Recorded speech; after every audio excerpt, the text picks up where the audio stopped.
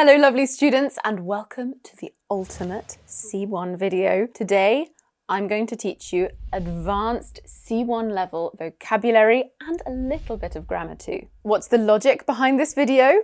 Well, when you're at a C1 level, you should be able to express yourself with precision and talk in detail about many subjects. You should also be able to speak fairly fluently without too many pauses while you search for the exact words and expressions you need to communicate your thoughts. This means that you need to know a lot of vocabulary. Luckily, the C1 level is my absolute favorite to teach. There's so much nuance, there's so much art to the language. In fact, my most popular course of all time is my beautiful British English C1 program. Over 5,000 students have taken my C1 program and they have learnt so much advanced vocabulary as well as C1 grammatical structures, advanced features of pronunciation, how to write different texts at an advanced level, and so much more. The students love the storyline that runs through the entire program and the authentic conversations between me and some of the special people in my life. Take a look at some of the lovely things my graduates have had to say.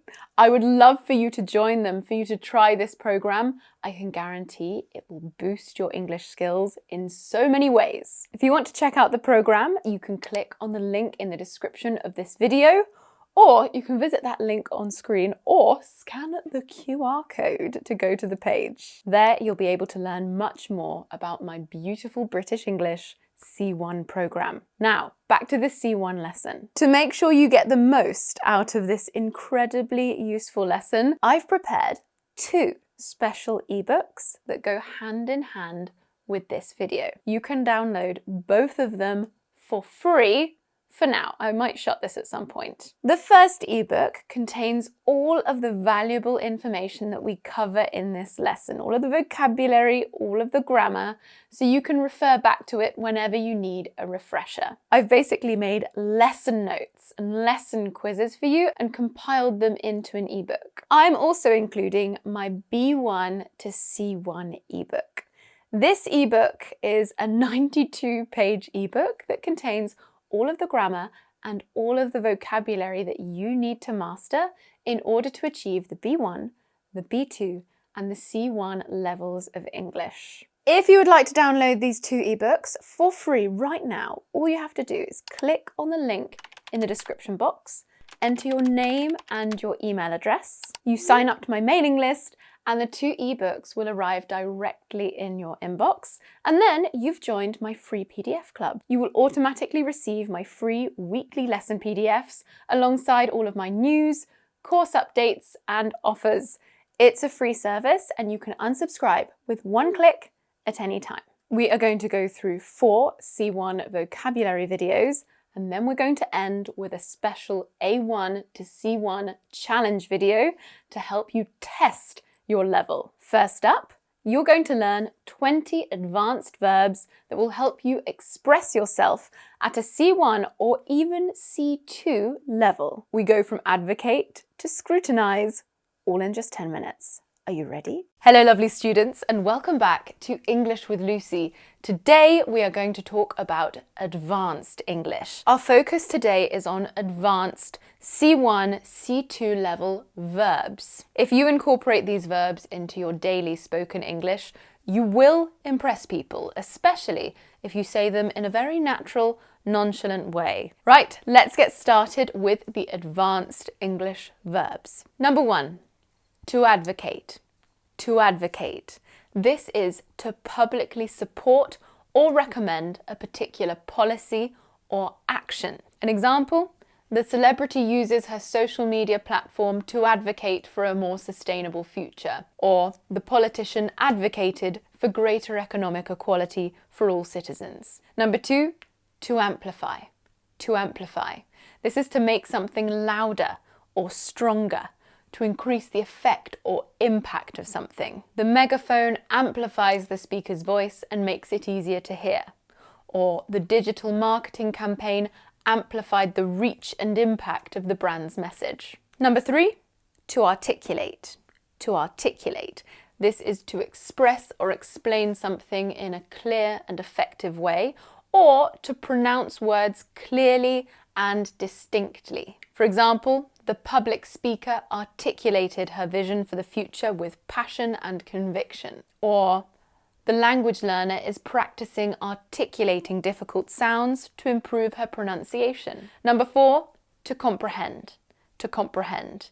This is to understand the meaning or significance of something. The student struggles to comprehend the complex theories presented in the lecture. Or the reader will have to reread the passage multiple times to comprehend the author's message. Number 5, to convey. To convey, and this is to communicate or express something to others. This is often a message or information. The artist uses her paintings to convey her emotions and experiences. Or the journalist conveyed the breaking news to the public with accuracy and timeliness. Number 6, to corroborate. To corroborate. A lot of ers in that one, to corroborate. This is to confirm or support a statement, theory, or finding with evidence or testimony. The witness is able to corroborate the victim's account of the crime. Or the scientist corroborated her hypothesis with multiple experiments. Number 7, to decipher. To decipher. This is to discover the meaning of something written in a bad or hidden way. We can use it to talk about converting code or symbols or a foreign language into understandable language. The traveller struggled to decipher the foreign language on the menu. Or the detective will have to decipher the hidden meaning behind the suspect's cryptic message. Next, we have to differentiate. To differentiate. This is to distinguish or to recognize the differences between things or people. The sommelier is able to differentiate between the subtle flavors in the wine. Or the teacher developed lesson plans to help students differentiate between similar concepts. Number 9, to dissect. To dissect. This is to analyze or examine something in detail, often by breaking it down into its components or parts. The scientist dissects the specimen to study its internal structure. Or the literary critic dissected the novel to explore its themes and symbols. Next we have to efface. To efface, and this is to remove or erase something intentionally, so it's no longer visible or noticeable. The politician tried to efface the scandal from his public record with a new campaign. Or the storm winds are so strong that they are effacing the markings on the road. Next, number 11, we are over halfway there. Elaborate. Elaborate. I love this word. It means to add more detail or explanation to something, often to expand or to clarify a concept, idea, or thought. The designer elaborated on her original concept after receiving feedback from the client. Or, I can see you didn't understand, so I'm going to elaborate on my point. Next, we have to exacerbate. To exacerbate, and this is to make a situation or problem worse. The drought exacerbated the water shortage in the region. Or, the medication side effects have exacerbated my existing health problems. Number 13, to extrapolate. To extrapolate. This is to guess or estimate or forecast something using what you already know. For example, The Economist extrapolates future trends from current economic indicators. Or, we tend to predict the future by extrapolating from the past. Next we have to facilitate. This means to make something possible or easier or more convenient to do. For example, the new technology will facilitate communication among team members. Or, the tutor facilitated the development of her students' skills. Next we have to galvanize. To galvanize, and this is to shock or excite someone into taking action. The tragic event galvanized the community to come together and support each other. Or, the recent news has galvanized the public to demand change. Number 16 is to integrate. To integrate, and this is to combine or blend things together in a harmonious or really functional way. The new employee is integrating well with the team. Or, the architect integrated the old and new elements of the building design seamlessly. Number 17 is to mitigate. To mitigate, and this is to make something less harmful, less unpleasant, or less bad. You reduce or you alleviate the severity or the impact of something that's often a problem or a negative consequence. The safety measures in place mitigate the risk of accidents, or the environmental policies have mitigated the damage to the ecosystem. Number 18 is to perceive. To perceive. This is to think of something in a particular way, or to become aware or conscious of something through your senses or intuition. She perceives that her boss is unhappy with her work because of his constant criticism. Or the artist perceived the beauty of nature and incorporated it into her work. Number 19, we have reconcile. Reconcile. Careful with the pronunciation, it's not reconcile. This is normally used passively, and it's to make people become friends again after a breakup or an argument. It can also mean to find an acceptable way of dealing with two ideas or concepts that seem to be opposed to each other, to make two conflicting things compatible or consistent with each other. The mediator is trying to reconcile the differences between the two parties, or the couple reconciled after a period of separation. And finally, to scrutinize. To scrutinize. This is to examine or inspect something very closely, very thoroughly. You're combing through for mistakes, potentially. His apology was carefully scrutinized by his PR team before it was released to the public. Or she scrutinized his essay but couldn't find a single error. Right, those were your 20 incredibly advanced English verbs. As I mentioned, they are C1 to C2 level. Okay, what did you think of that? Those advanced verbs really help you to articulate your ideas precisely. I used articulate. Now, in that lesson, you saw 20 advanced verbs, which is quite a lot. But if you want to achieve a C1 level in English, you need to learn many, many more. And that is where my beautiful British English C1 program comes in. In the program, there are so many verbs, including tons of phrasal verbs, that by the end, my students have an enormous bank of vocabulary to draw from. You'll find super advanced verbs like gazump and to shell out. If you'd like to learn more about it, or you'd like to sign up for it, click on the link in the description box. Okay, next lesson.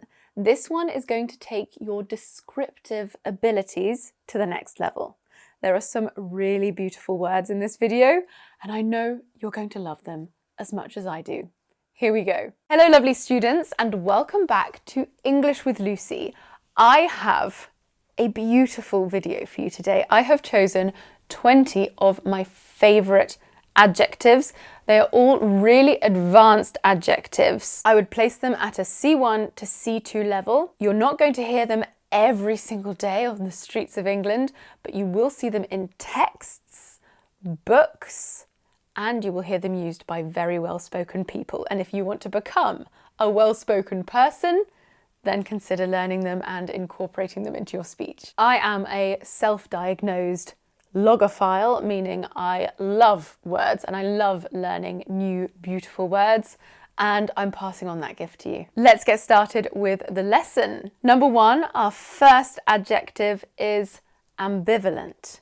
Ambivalent, and this means having or showing mixed feelings or contradictory ideas about something or someone. For example, I feel ambivalent about accepting the job offer because it pays well, but the work is not interesting. Or she has ambivalent feelings towards her ex-husband, both loving him and hating him. Number 2 is capricious. Capricious, and I find this one particularly beautiful. And if you are capricious, you are given to sudden and unaccountable changes of mood or behaviour. His capricious behaviour made it difficult for his friends to keep up with his moods. Or the weather is capricious this time of year, with sunny days followed by sudden rain showers. Number 3, great one, derogatory. Derogatory. This means showing a critical or disrespectful attitude towards someone or something. His derogatory comments about women angered many people. Or the newspaper received complaints about a derogatory article they published about a minority group. Number 4, not such a common one, but very beautiful all the same, and it's actually pronounced in 2 ways in British English. The most common version is esoteric. You will also hear people saying esoteric. The meaning of this one is particularly useful. It means intended for or likely to be understood by only a small number of people with a specialised interest or knowledge. So if something is esoteric, it's likely to exclude people. The lecture on quantum mechanics was esoteric and difficult for most students to understand. Or the chef's recipes are esoteric and require knowledge of specific techniques and ingredients. Number 5, this one is common. You will hear this a lot in the UK. Flippant. Flippant. This means not showing a serious or respectful attitude. And I like to remember this one by imagining a teenager flipping their hair and not taking something seriously. They're being flippant. The politician's flippant comments about the pandemic angered many people. Or your flippant attitude towards your studies led to these poor grades. Next, I think this one speaks for itself. It kind of shows its definition in the word. Grandiose. This means impressive or magnificent in appearance or style, but often lacking in substance. Something can look amazing, but be impractical or not fit for purpose. This building is grandiose, but impractical for our current needs. Or your brother is always making these grandiose promises that he never follows through on. Next, I love this one. It rolls off the tongue. Histrionic. Histrionic. This means overly theatrical or melodramatic in character or style that comes off as insincere. Her histrionic reaction to the news made her friends doubt her sincerity. Or their histrionic speech around clean energy failed to persuade the audience at the climate change rally. Next, incongruous. Incongruous. This means strange and not suitable in a particular situation. It doesn't keep with the surroundings or other aspects of something. The modern art sculpture looked incongruous in the historic town square. Or the professor's joke seemed incongruous with the seriousness of his lecture. Another beautiful one. I know they're all beautiful, but I really like this one. Juxtaposed. Juxtaposed. This means put together or put near each other for contrast and comparison. The juxtaposed paintings showed the contrast between the bright colours of one and the dark shades of the other. The gallery featured a series of juxtaposed images, creating a thought-provoking and dynamic composition. Next, laudable. Laudable, and this means deserving praise and commendation. One of his less laudable characteristics, not worthy of praise, was his dark sense of humour. Or her decisions may be open to debate, but her manner of speaking is laudable. Next, mercurial. Mercurial. This means often changing in a way that is unexpected. The new series we're watching is entertaining, but the constant mercurial changes in tone are an emotional roller coaster. Or the stock market is often described as mercurial with rapid fluctuations in value. Next, one I love, and I must point out the difference between British and American pronunciation. Nonchalant.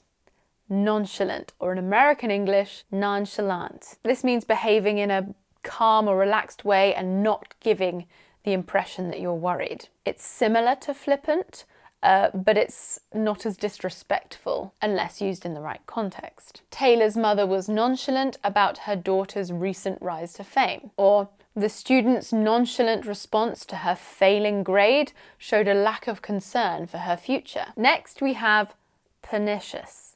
Pernicious. This means having a harmful effect, especially in a very gradual or subtle way. The company's pernicious practices harmed the local environment. Or the pernicious effect of advertising to children is a problem that we can no longer ignore. Next, quixotic. Quixotic. It's like a mixture of quick and exotic. This means exceedingly idealistic, unrealistic, and impractical. His quixotic dream of travelling the world with no money seemed impossible to achieve. Or she ran a quixotic campaign against her rival, but came out ahead. Next we have resplendent. Resplendent. This is often used with or in. It means attractive and impressive through being richly colourful. The sunset over the ocean was resplendent with colours of orange and pink. Or resplendent in white and gold, she walked down the aisle on the arm of her father. Do you see how we used it with both with and in? Next, love this one. I know I say that about everyone, but I genuinely love these words. Subservient. Subservient. This means prepared to obey others without question, unquestioningly. It's often used in a negative way because if someone is subservient, they are often easily exploited.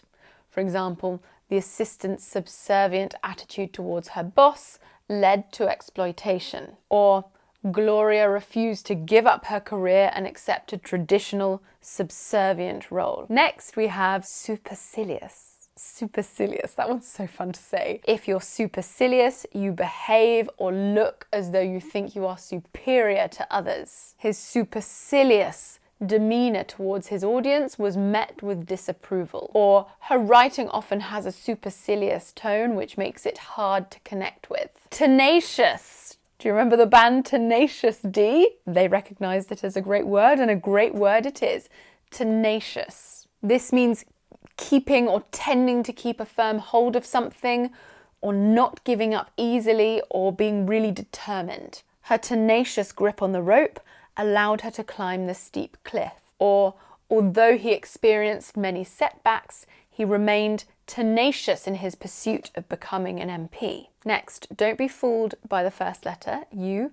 We pronounce it with a y sound. Ubiquitous. Ubiquitous. This means very common or found everywhere. Smartphones have become ubiquitous in modern society. Or the company's logo was ubiquitous on billboards throughout the city. Very common. Now we have vicarious. Vicarious, although in American English they're more inclined to say vicarious. British English, vicarious. This one we use in front of a noun. It means experienced in the imagination, through the feelings or actions of another person. You'll often hear us saying, I'm living vicariously through you. I'm living through your experiences. He experienced a sense of vicarious nostalgia when he listened to his parents' stories about their youth. He couldn't actually experience it. He had to experience it by imagining what it would be like. Or watching action films allows people to experience vicarious thrills and excitement. Thrills and excitement through other people. Right, that's it for today's lesson. I hope you enjoyed it. I hope you learnt something. Well, did you like the sound of one of my favourite words in that video? Capricious.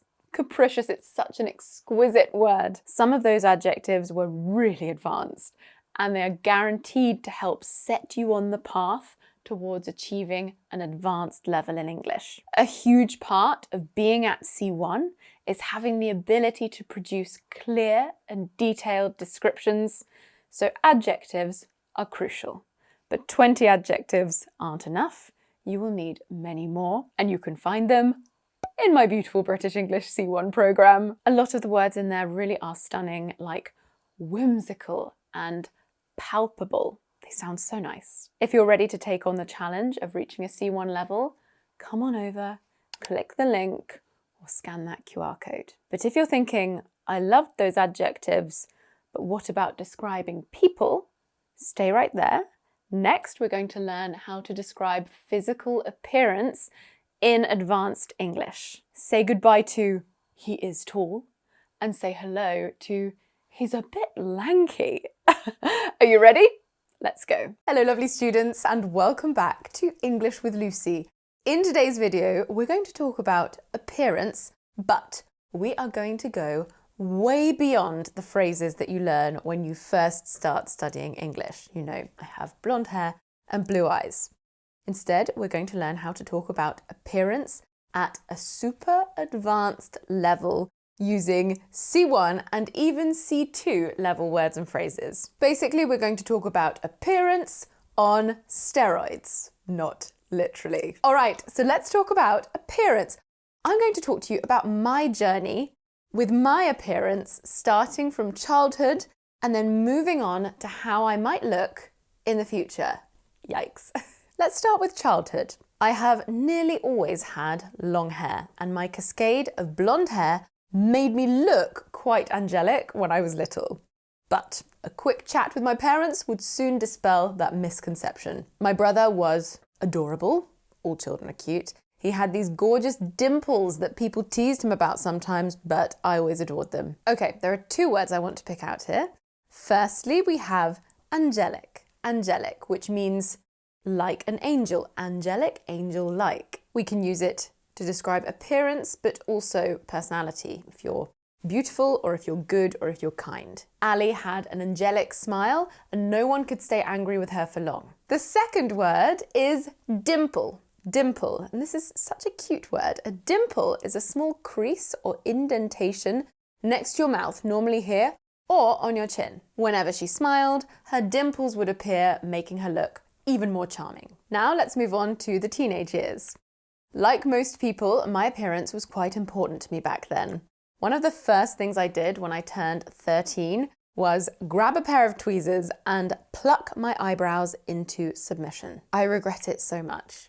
I also used to compare myself to my friends a lot, and one of the sticking points was my complexion. As you can see, I'm pretty pale, ghostly more like, and I used to be so jealous of my friends who would come back after the summer holidays totally sun-kissed. I've always been a bit, shall we say, vertically challenged, which never really bothered me. On the other hand, my husband, Will, was very lanky when he was a teenager, but he's filled out now. Okay, a little bit more vocabulary then. This first one, tweezers. Tweezers. These are tiny tongs, the tool you use for grasping and removing small objects such as splinters or hairs. Alex used tweezers to remove a thorn from his finger. Next, the verb that goes with tweezers. To pluck. You can say to tweeze, but to pluck, that's the verb I used. This means to pull out hairs with tweezers or your fingers. We also pluck a string when we play the violin. We strum a guitar, but we pluck a single string on a harp too. An example, Jules plucked her eyebrows every week to maintain a neat appearance. Number 5, I really like the way this word sounds. Complexion. Complexion. And this is the natural colour, texture and appearance of your skin, especially your face. An example, lots of English people have quite a pale complexion and burn badly in the sun. Next, we have the fairly slang adjective sun-kissed. Sun-kissed. This basically means tanned, kissed by the sun. When you're tanned, you have a browner skin colour because of the damage from the sun, from spending time in the sun. If you look sun-kissed, you might be more tanned, you might have lighter hair, you might have a little bit of red going on. It's generally seen as a positive adjective to describe someone with. Jane looked like a vision with her summer dress and sun-kissed skin. Never in my wildest dreams will I ever be sun-kissed.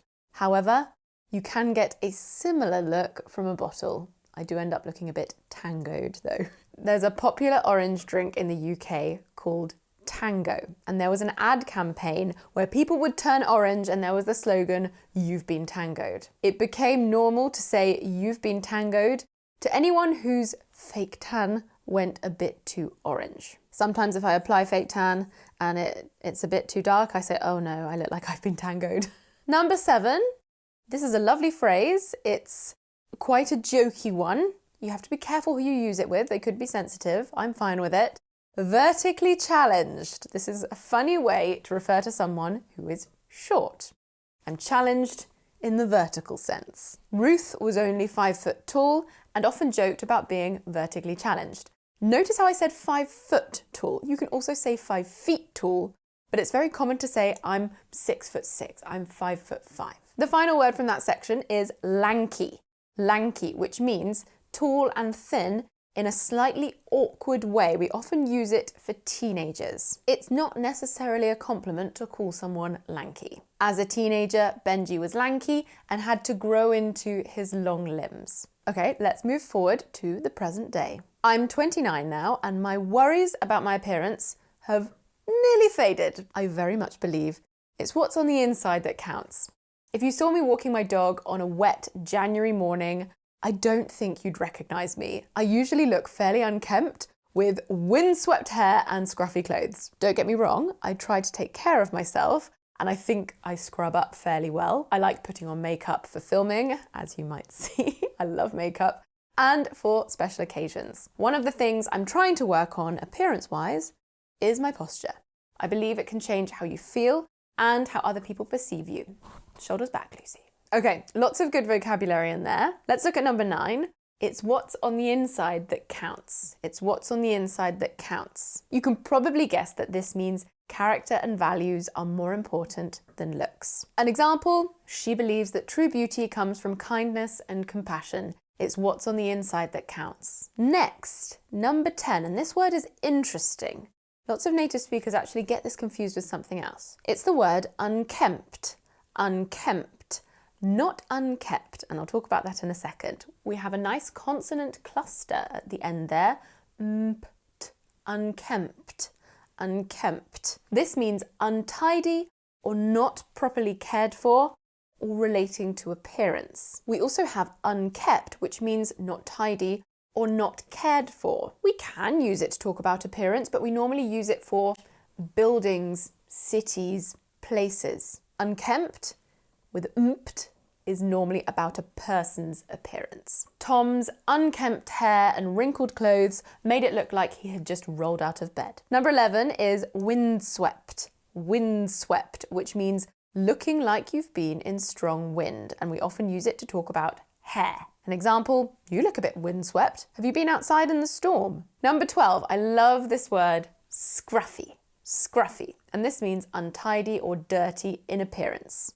When I walk my dog, I put on my scruffiest clothes as I know they're going to get muddy. Next, we have a lovely phrase, to scrub up well. To scrub up well. And this means to look nice when you make an effort. I grew up in a really rural area in England, and most of my friends were farmers. So 99% of the time, they were in dirty jeans, t-shirts, and with windswept hair. However, we loved a party, and when we had a party, we would dress up to the nines. We would dress up in our most elegant clothes. The most common phrase I would hear when we'd all see each other in our nice clothes is, wow, you scrub up well, don't you? You scrub up well. It means you look nice when you make an effort, when you actually wear nice things. An example of this in use, Pete is usually in shorts and a t-shirt, but he scrubs up well on special occasions. And the final word from that section, posture. Posture, and this means the position you hold your body in, particularly your neck, shoulders and back when standing or sitting. Grace used to be a dancer, so she has wonderful posture. Notice how I pronounce it, posture. Posture. That's because a t and a y sound together, we make ch. Posture. Same as Tuesday. Tuna. Okay, the scariest part of this lesson, the future. Looking far into the future, I can clearly visualize myself and Will. Will's salt and pepper will be popping, and my hair will be all white. We'll have a lot more wrinkles, and there will be crow's feet around our eyes, but I plan to embrace them. They tell the story of a lifetime of smiles and laughter. And yes, there will be frown lines from when our children do something naughty and stress us out. Finally, 3 words and phrases to pick out from that text. Firstly, salt and pepper. And I'm not talking about seasoning. We often use it to talk about hair that has 2 colours mixed together, one dark and one light, often white and black. You will sometimes hear people say it as pepper and salt hair, but salt and pepper is that common order for us. An example, Bill's salt and pepper beard gave him a distinguished appearance. Next, slightly lower level, but just in case you need it, wrinkle. Wrinkle. This is a small line on the skin, often caused by aging. There were fine wrinkles across his forehead that showed the passing years. And finally, we have crow's feet. Crow's feet. You know what a crow's foot, the bird's foot, actually looks like? Like you know, a little triangle, like little prongs. We almost imagine that a crow has kicked us in the face and we have crow's feet here. They're the small lines around the corners of your eyes, caused by aging, but mostly caused by laughter and smiling. Lots of people call them laughter lines. For example, Lucy's crow's feet were evidence of a life filled with laughter and joy. That's what I hope anyway. All right, that is everything I have for this video about describing appearance at a more or less C1 level. When you get to the higher levels, it's hard to say exactly which word is at what level. But in general, that was fairly advanced. Now I have some homework for you. I would like you to describe your appearance, or if you don't want to describe yourself, the appearance of a celebrity or person you adore. Try to use some of this vocabulary if you can, and bring in other more advanced words and phrases. I'll be looking at as many as I can. I'd also love to know if you've experienced a similar journey with your appearance. How was that? How many of you out there can relate to looking a bit unkempt in the mornings or evenings or any time of day? So there were a lot of words to describe appearance in that video, but what about personality? Because after all, it's what's on the inside that counts. We go into great detail on the topic of describing character in my C1 program. You'll learn when to describe someone as a wallflower, or whether inquisitive is a positive or negative characteristic. You know the drill by now. The link's in the description box if you do want to join. Okay, next vocabulary lesson. In this lesson, you're going to learn 21 advanced phrases that you can use to talk about lifestyle and well-being, people, and work. Are you ready? Hello, lovely students, and welcome back to English with Lucy. Today, we are focusing on an advanced level of English. This is an advanced C1 level vocabulary lesson. We are going to deep dive into 21 advanced English words and phrases that will significantly elevate your level of proficiency in English. The words and phrases are divided into 3 topics. We have lifestyle and well-being, people, and work. And I'm going to give you a short quiz after each section to check if you can remember what you've learnt. Let's start with lifestyle and well-being. Firstly, we have at face value. At face value means accepting something as it appears to be without questioning its true nature or its authenticity. For example, you shouldn't take everything you read about nutrition at face value. Always verify the information is from reliable sources. Next, we have to have a crack at something. To have a crack at something. This means to attempt or try something, often for the first time or with great enthusiasm. For example, even though she had never tried rock climbing before, Tara decided to have a crack at it during the team building event. We also have a lovely one, to burn the midnight oil. To burn the midnight oil. This means to study or work late into the night, often to complete a task or to prepare for something or meet a deadline. For example, with exams approaching, Sarah found herself burning the midnight oil to cover all the required material. We also have to strike a balance. To strike a balance. This means to find a compromise or a middle ground, another nice phrase, between 2 competing factors. For example, it's essential to strike a balance between work and leisure for a healthy lifestyle. Next, we have to let off steam.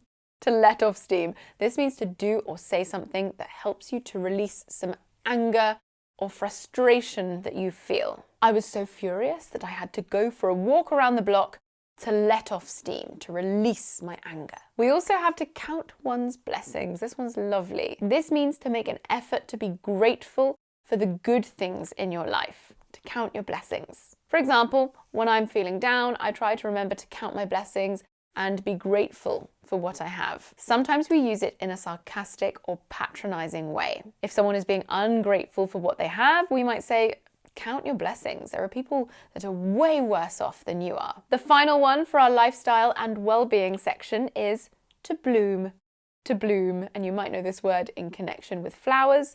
For flower opens, it blooms. Such a nice word. Bloom, bloom. When a person blooms, they become healthy, happy, and confident. We sometimes use it when talking about maturity, although we'll use blossom as well.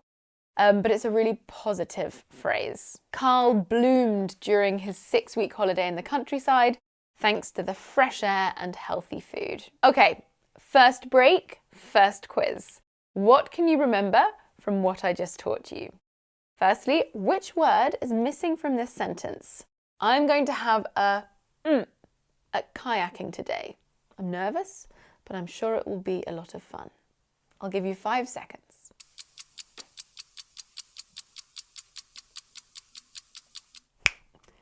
It's crack.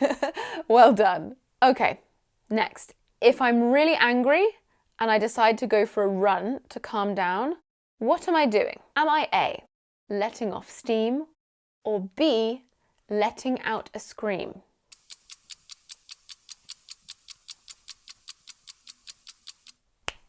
It was A, letting off steam. Although if you said letting out a scream, I think people would understand you were releasing anger. Okay, and lastly, which of the words that I just taught you means to develop healthily and happily? Can you remember it?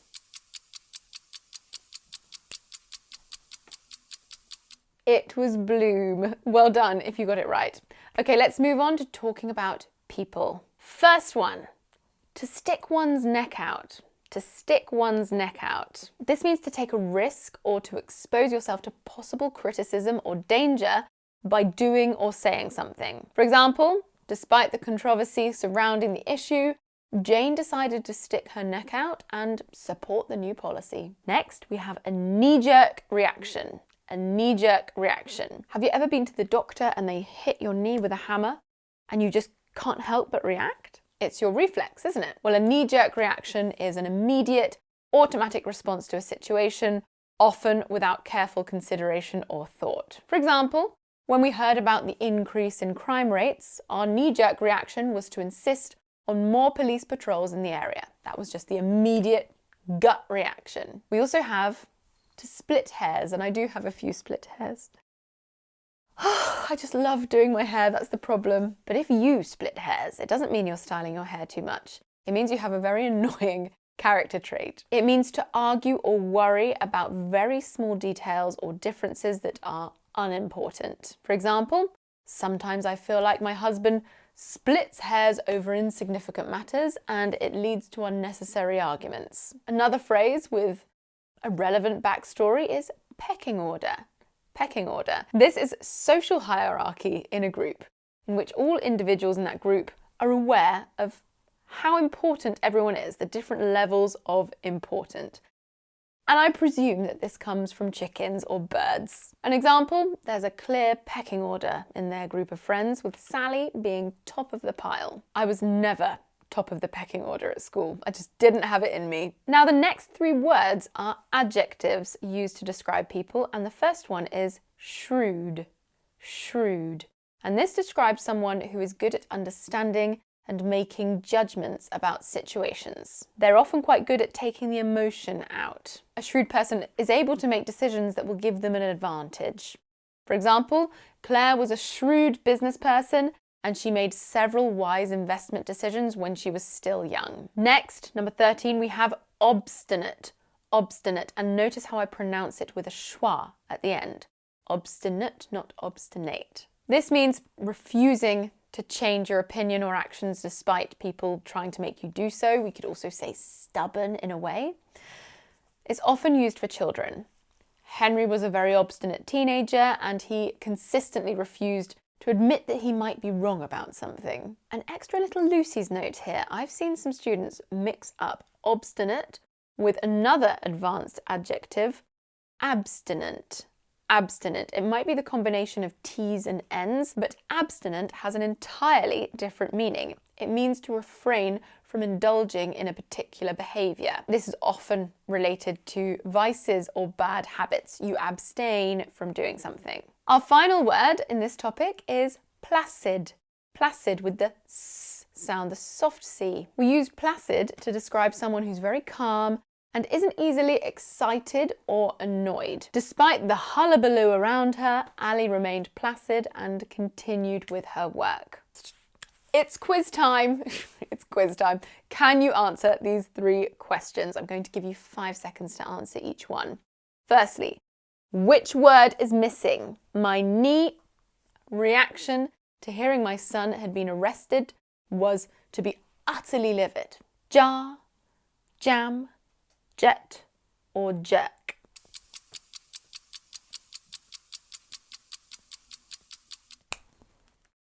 It's jerk. Excellent job if you got that right. Number 2, sometimes it's best to keep your opinions to yourself and not your out. Is it stick your head, stack your neck, stick your neck, or stuck your nose? Have a think.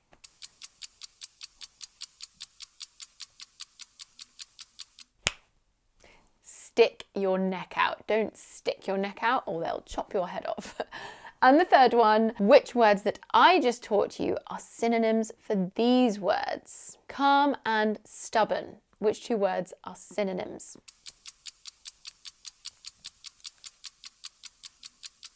Placid, obstinate. Bonus points if you got the pronunciation right of obstinate. Okay, let's move on to our last section. It is work, and our first phrase is to pull some strings. To pull some strings. This means to use your influence or connections, often secretly or inefficiently, to achieve a desired outcome.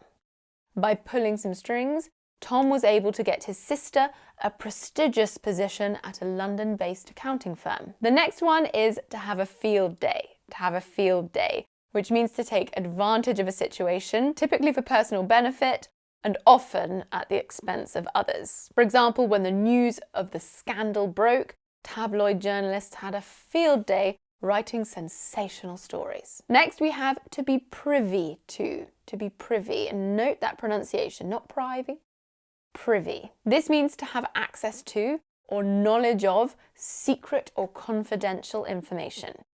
The CEO's assistant is privy to all the important decisions in the company. Another one I use quite a lot is on the back burner. On the back burner. If something is on the back burner, it's low priority and it's not being dealt with at the present moment. Let's put this project on the back burner and focus on more pressing matters. If ever I'm really busy, I put lots of things on the back burner. Next, we have an adjective, cushy. Cushy. I wonder if you can guess what it means. It's very similar to another word, cushion. If something is cushy, it means it's very easy, requiring little effort. Comfortable. Sometimes people say cushy as well. This is slang, but we use it in professional situations. Ellen got a cushy job that pays well but allows her lots of free time. Number 20 is a fantastic idiom. It is to get your foot in the door. To get your foot in the door. This means to enter a company or organisation at a low level with a chance of being promoted or being more successful in the future. Lena got her foot in the door as an intern, but she worked her way up to department head in just a few years. And my final phrase for you is to go belly up. To go belly up. And we use this to talk about companies, and it means to fail completely and to have to close. The business went belly up after just a year of trading. Okay. It's that time again. Quiz time. Which word is missing? I managed to get my in the door at an amazing company earlier in my career, and I've worked my way up to management level. Head, foot, leg, or hand?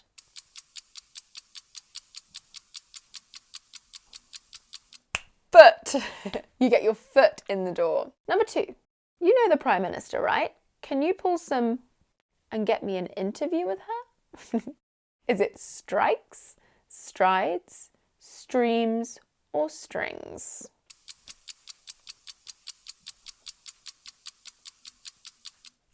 That's right, we pull some strings. And finally, if a job is very easy and doesn't require much effort, how can we describe it?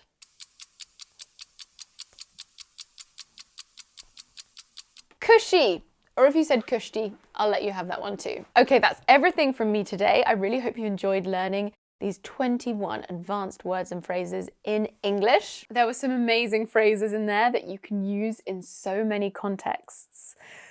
But as you know, 21 phrases aren't enough to get you to an advanced level. What can help you achieve that? You guessed it, the C1 program. It is jam-packed with advanced phrases like a glutton for punishment and to scare the living daylights out of someone. All of the information is in the link down below. Right, we've finished the vocabulary section of this video. Now I've created a challenge with 20 questions ranging from A1 to C1 level, so you can check whereabouts you are in terms of your English level. This is not a dedicated level test. It's a fun challenge for you to see how far you can get through the CEFR levels. Are you ready? Let's go. Hello, lovely students, and welcome back to English with Lucy. Today, I have a challenge for you. I'm going to ask you 12 questions. 4 at A1 or A2 beginner level, 4 at B1, B2 intermediate level, and 4 at C1, C2 advanced level. Answer as many questions as you can and see how far you can go. After each question, I will explain the answer, meaning this video contains 12 mini lessons. I'm going to give you 5 seconds to answer each question, but you will probably need more time, so use the pause button. Please keep count of your score and share it with me in the comment section when you're finished. Let's start with beginner level questions. Number 1. Choose the correct option to fill in this gap. There aren't books on the table. Is it A, some, or B, any? I'll give you 5 seconds.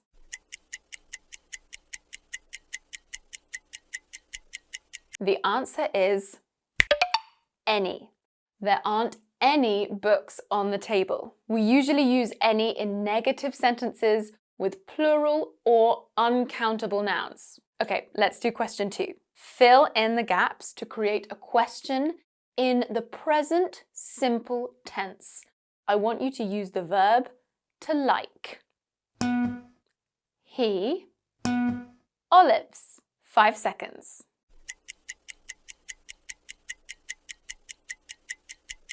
Okay, here's the answer. Does he like olives? Does he like olives? Did you get that? To make yes-no questions in the present simple, we often use do or does. We used does here because the subject is he. And the verb is in the base form like, not likes. All right, question number 3. Fill in the gap using the correct form of the word easy to compare English to German. Ready? I think English is than German. 5 seconds.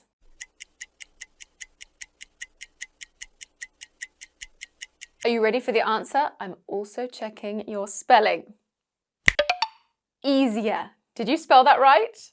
When a 1 or 2 syllable adjective ends in a consonant plus y, we usually make the comparative by removing the y and adding ear, I-E-R. Easy, easier.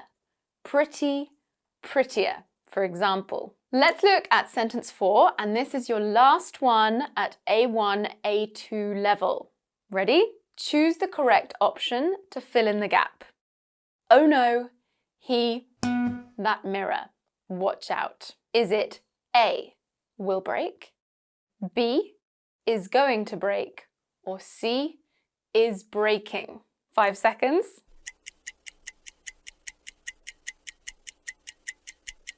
Okay, ready for the answer? B, is going to break. Oh no, he is going to break that mirror.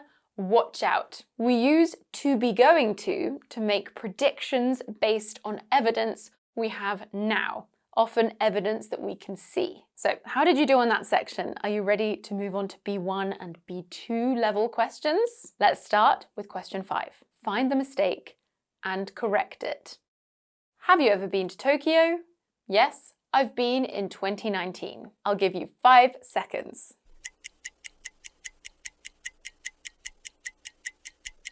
Are you ready for me to reveal the answer? The mistake was using I've been, which is the present perfect simple tense, with a specific time reference in 2019. If you want to use a specific time reference, you should use the past simple.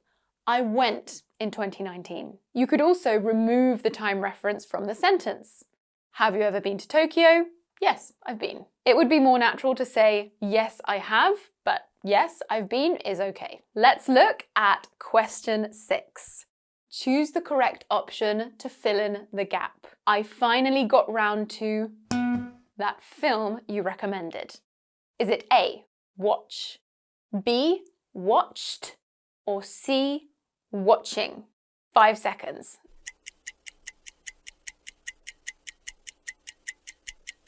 The answer is C, watching. To get round to or to get around to is a phrasal verb meaning to find the time to do something. It can be followed by a gerund, an ing verb, or a noun, pronoun, or noun phrase. I've explained more about each of those things in the PDF. Let's move on to question 7. Which word forms the best collocation with a reputation for something? Colin has a reputation for being very stubborn in negotiations. Is it A, constructed, B, gained, or C, achieved? I'll give you 6 seconds this time. Just kidding, 5.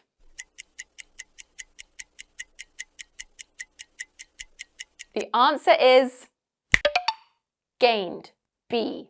Colin has gained a reputation for being very stubborn in negotiations. To gain a reputation for something is a strong collocation. We wouldn't usually say constructed or achieved a reputation. Okay, are you ready for the final question in our B1, B2 section? Number 8.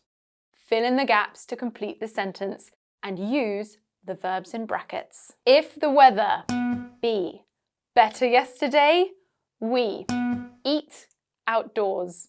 However, it was pouring, so we ate inside. 5 seconds for that one.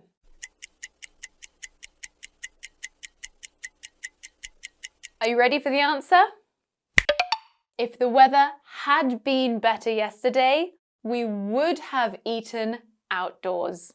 This is a third conditional sentence. The structure is if plus past perfect, comma, would have plus past participle. We use the third conditional to imagine a different past. It's a hypothetical conditional because we can't change the past. Okay, that's the end of our B1, B2 intermediate section. And remember that the PDF and interactive exercise pack will really help you to understand and remember what you're learning. Okay, now we're moving on to C1 and C2 level questions, and these questions are really challenging. Please don't worry if you can't answer them, but do have a go because I'm going to explain the answers and there are more detailed explanations in the PDF. Even if you're not at this level yet, it's interesting to see what to aim for. Remember to pause the video if you need longer to think about your answer. Let's start with number 9. Think of one word to fill in the blank in all 3 sentences, and the word must be exactly the same. Sentence 1. I was at a as to how to help. 2. The of his mother hit Eric hard. And 3. We made a during our first year in business. 5 seconds, but you may need longer.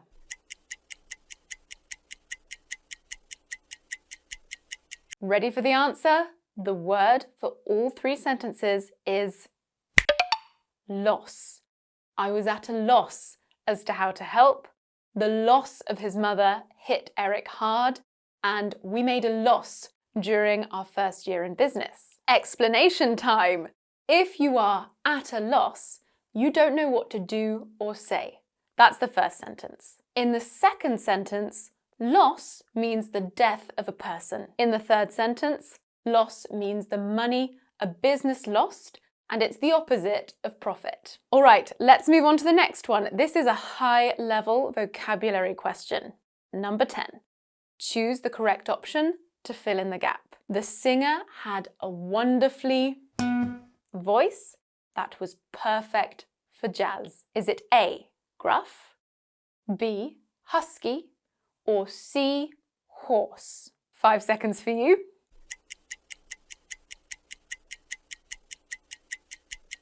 The answer is B, husky. The singer had a wonderfully husky voice that was perfect for jazz. Now, gruff, husky, and hoarse have similar meanings. We can use them all to describe the sound of someone's voice. However, gruff usually has a negative connotation. A gruff voice is low, deep, and sometimes unfriendly. Hoarse also has a negative connotation. If someone's voice is hoarse, it's rough and unpleasant, often because someone has a sore throat. A husky voice is also low and rough, but it's often in an attractive way. It's essential to know these nuances in meaning when you get to an advanced level in English. Nuance is something we really focus on in my Beautiful British English C1 program. If you'd like to learn more about that, visit englishwithlucy.com. Okay, let's move on to question 11. You might recognize this question type from English exams. Ready? Use the word brink to fill in the gap and make the second sentence mean the same as the first. Do not change the word brink. You can use between 3 and 6 words in the gap. Ready? First sentence, medical advances should soon produce a breakthrough in gene therapy. Second sentence, this one's for you. The medical community is thought a breakthrough in gene therapy. 5 seconds, but I honestly think you'll need longer.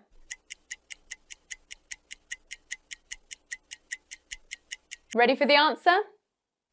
The medical community is thought to be on the brink of a breakthrough in gene therapy. Did you get that? If you did, well done. That's amazing. If you are on the brink of something, a new or different situation is about to begin. It implies that something is going to happen or someone is going to do something in the very near future. There was also an impersonal passive structure in that sentence. The medical community is thought to be. Again, there is more about that in the PDF if you want to learn about it. Now, the final question, number 12, and then you can share your score with me. Number 12.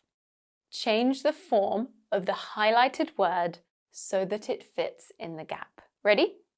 The city was by large stone walls. The highlighted word is circle. I'll give you 5 seconds to think this through.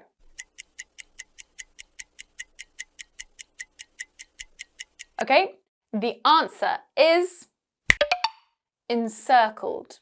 Encircled. The city was encircled by large stone walls. Did anyone get that? That question was all about word formation, something that, again, we cover in great detail in my Beautiful British English C1 program. In this case, we took the word circle and made it into a past participle by adding D, and we added the prefix en.